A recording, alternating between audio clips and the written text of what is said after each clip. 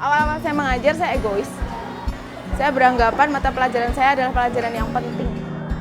Jadi saya mengajar tanpa mengetahui beban dan latar belakang siswa-siswa saya, tanpa mengetahui karakteristik mereka. Gitu. Jadi kesannya saya memaksa mereka untuk paham ekonomi.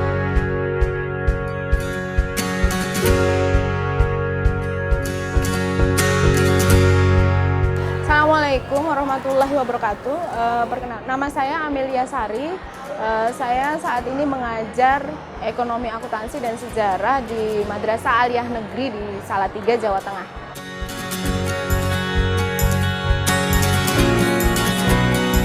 Awal-awal saya mengajar ya, saya egois, saya kejam dalam tanda kutip ya. Jadi saya selalu memaksakan anak-anak untuk memahami apa yang mata pelajaran saya, karena saya beranggapan itu adalah yang paling penting. Saya sampai menyakiti hati mereka. Saya selalu memampangkan nilai-nilai mereka di papan pengumuman dari yang paling tinggi sampai yang paling rendah. Saya selalu merendahkan mereka gitu kalau mereka nggak bisa. Saya selalu memarahi mereka kalau mereka tidak paham apa yang saya ajarkan. Saya dulu seperti itu. Ada seorang teman yang melihat cara mengajar saya, kemudian saya sempat mengeluh kepada beliau, kenapa dengan yang sudah saya lakukan selama ini ternyata nilai-nilai anak pun tidak bertambah gitu ya. Kemudian beliau menyalahkan cara mengajar saya dan beliau memberikan saya beberapa buku.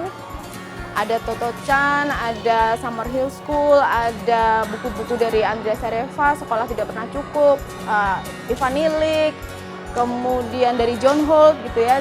Nah, dari membaca buku-buku itu kemudian saya menyadari bahwa ternyata belajar bersama anak-anak itu tidak seperti itu. Jadi tidak perlu, jadi saya mulai memahami bahwa mata pelajaran yang mereka pahami itu banyak, hal-hal yang kontekstual itu lebih bagus, kemudian bahwa belajar itu harusnya menyenangkan dan tidak menegangkan.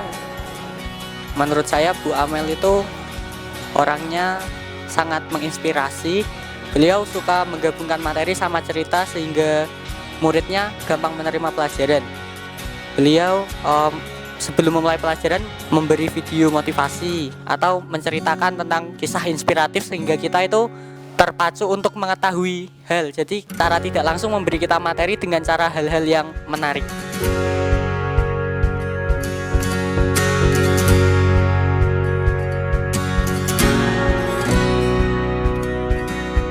Sebetulnya tujuan kalian belajar ekonomi itu apa sih?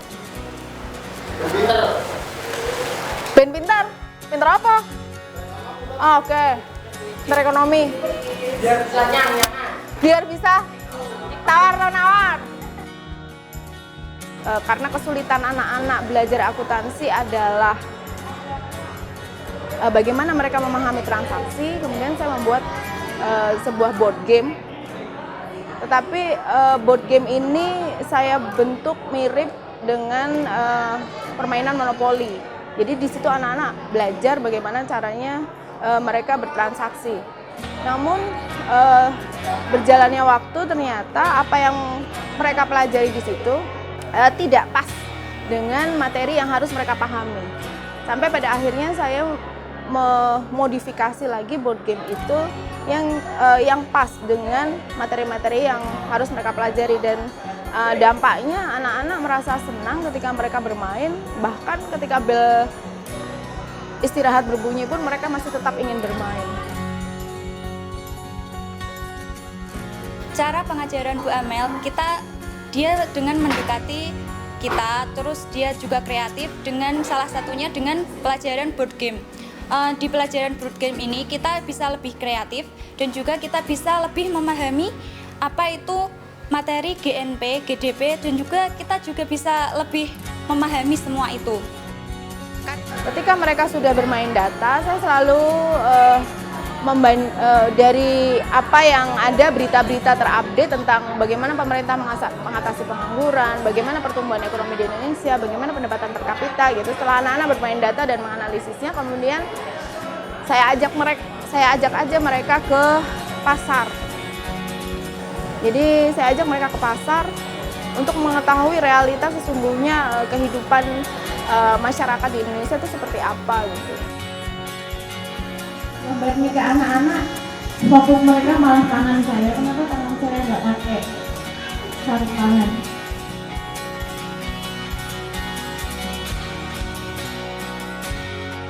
Saya mengikuti komunitas guru belajar itu sekitar bulan Februari 2017. Setelah saya mengikuti kuliah streaming atau seminar streaming di Facebook, kemudian saya mengikuti pesta pendidikan di Jogja. Nah, di sana saya bertemu dengan teman-teman dari kampus Binsika untuk pertama kalinya. Saya belajar bagaimana praktik merdeka belajar di kelas itu yang harus dilakukan oleh guru.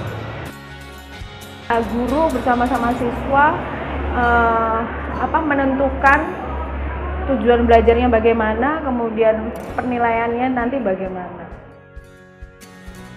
Kan kalau kita belum siap menerima pelajaran, dikasih pelajaran seenak apapun itu juga nggak masuk. Tapi kalau sama Bu Amel dikasih pertanyaan gitu dulu, nanti kan bisa murid-murid itu bisa enak gimana, mau pelajaran ini udah siap apa belum. Kalau udah siap kan jadi dilanjut pelajaran pun, pelajaran sesulit apapun kalau kita minat kan itu juga bisa masuk. Tapi bicara itu berinvestasi itu. Ya, investasi kan macam-macam. Mau investasi tanah, mau saham, atau emas. Pertama saya sebelum memulai pelajaran saya selalu berusaha memahami karakter anak-anak gitu ya. Jadi dengan beban pelajaran yang begitu banyak gitu, saya tidak bisa memaksakan satu pelajaran saya ini harus mereka pahami juga, karena semua guru juga pasti menuntut nilai, semua menuntut pelajaran anak-anak itu akan berhasil gitu. Jadi saya berusaha bagaimana caranya supaya anak-anak ini bisa memahami tetapi dengan cara yang menyenangkan.